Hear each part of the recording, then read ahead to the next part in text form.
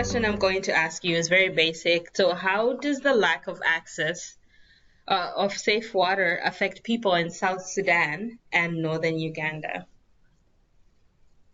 South Sudan and northern Uganda have great similarities.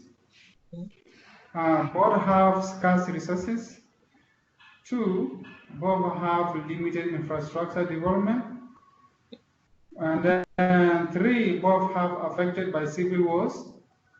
Four, there is a high unemployment. Five, there is high poverty in this area. These challenges left households with no choice other than using the unsafe water. That made them suffer the dangers of cholera, typhoid, and dysentery, leading to many deaths of resourceful citizens. Okay. And so you worked with the Safe Water Project for a while and you left to go work for another charity and then came back. So tell us what made you come back. Yeah, it's so funny leaving a well-paid job and then come to the zero-paid job. There are no reasons to do that, but then you have to take a risk. Yes. But one reason that I left that, I learned that drilling a borehole alone cannot provide sustainable safe water source because in a few months, communities return to the unsafe water sources due to expensive cost of maintaining the boreholes. Two, I learned that dependency cannot sustain my living. For example, we used to wait longer to receive salaries. This made me feel running a profitable business can't lead me to a stress and guilt of waiting for someone to give. Yeah. Okay, well, I have some questions which were sent in and people wanted to know. What is the estimated number of people that have clean water today as a result of the Safe Water Project? As an experience, for our work in South Sudan, there are 1,131 families who receive filters with an average of 8 people per household, bringing the total to 9,048 people who benefited from the Safe Water Project in South Sudan. In northern Uganda, there are 2,163 filters that are installed into the households with an average estimate of 6 people per household, bringing the total to 12,978 people who are benefiting from the Safe Water Project. Wow, those are incredible numbers. Next question is, how are our donations when we sponsor a filter? How is that money used? Right, yeah. The water, the donation that has been provided to the Safe Water Project, number one, it is support the mentorship of other project managers because the branches are many. Two, it support households with low income per month to earn a filter. Because, I mean, the household income is of different capacity. Others are low, others are high. Yeah. They cannot, those who are low cannot afford the filter, but those who are earning high can afford the filter. Three, training of community health agents, who are the promoters of this Safe Water Project. When we train more community health agents, then the Safe Water Project is highly promoted. And they help us sell the filters. Then they get discount. Four, this donation provides incentive to the project managers during the period of project development. Because when the project is still developing, it's coming up to earn a lot of money, the project managers need a support. So during that time, project managers can earn an income, salaries. That's very good to know. And what other aspects of the Safe Water Project do you see that are working well? I see training of community health agents is one of the key that is working well and can make us progress. Then two, supporting the mentorship of other project managers is also the key because it helps them learn how to earn living, and then also it helps them learn how to provide service to their own communities. Number three, a discount support to low-income households. It helps them get safe water rather than them using the unsafe water, leading to the death of resourceful people in the community. So you've mentioned community health agents a couple of times. So for those who don't know what that is, can you explain to us what that is? What is a community health agent? Community health agents, these are community health promoters. They educate the community, they educate filter users. Instead of us going to the community to educate them, the community more, because we might be limited, but we train people from the community. They know their localities, they know what are their challenges. When we educate them, they have the knowledge, they go back to their communities and train their communities.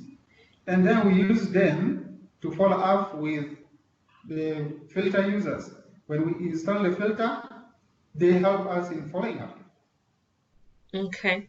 And so you mentioned people who receive subsidies on these filters. So are you saying then that they will be a portion of the population that will always need a certain amount of subsidy? The communities that we are living in is a community that earn less money, less income. And many of them come to us, they need the filters, but they cannot afford the whole price. And I feel if that, donation or giving discount to households will continue, it may serve them and help them treat their water, and they prevent the waterborne diseases. Okay. And what other things do you feel could be incorporated in the Safe Water Project to increase the help that is provided? I see, like, for us to develop the Safe Water Project more, we need to incorporate in other income generating lines. Again, what I see is necessary that we need to incorporate is to establish a saving and microcredit project that household can take a loan to pay for filter and in return in a season of crop harvest, because mostly citizens here are farmers and they wait until they harvest crops and sell. These also microcredit will help these households take a loan to initiate a retail business that will increase their household income. Number two, the water bottling project is what I see that will generate more income for the Safe Water Project if it is initiated. Okay. So do you notice a difference between people who have bought the filter through this Safe Water Project and those who received a filter through other charities, so for free? Yes, I noticed a lot of differences. One, I learned that filters given for free are either not properly used or maintained, or they are abandoned. While filters that are bought or users have contributed for are properly used and maintained. We have seen in one of the household where he contributed some money and he decided to migrate to another location. He went with the filter, he migrated with the filter, despite the filter being heavy. Yes, yeah. That's amazing. So as part of when you sell the filter, do you also teach them how to maintain the filter? Yes, how when we install a filter into the household, of course the family members have to be there when we are installing the filter, Mm-hmm. and we have to train them how to use it. We Mm-hmm. have to train them how to maintain it. Mm-hmm. And after the installation, we have 3 frequent visits. We follow up with them whether they still have challenges or they have some questions to ask. Okay, so you're providing a service as well. Um, so how does it make you feel to be able to train others to support themselves to provide safe water for them for their family? Um, Well, more like when you train someone, always you always remain in the memory of that person, True. and you remain like a legacy to that person.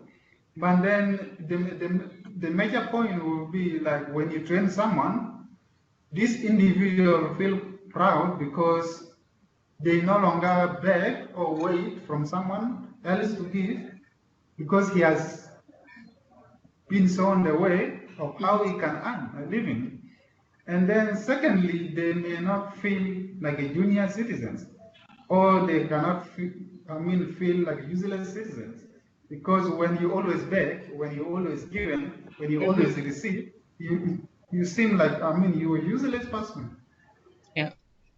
So, we are obviously here in North America and we don't always see the things that you see. What is it that you would want to tell North Americans about providing help? Providing support. Yes. What do you Um, wish we could, what do you wish we could know, we would know as North Americans?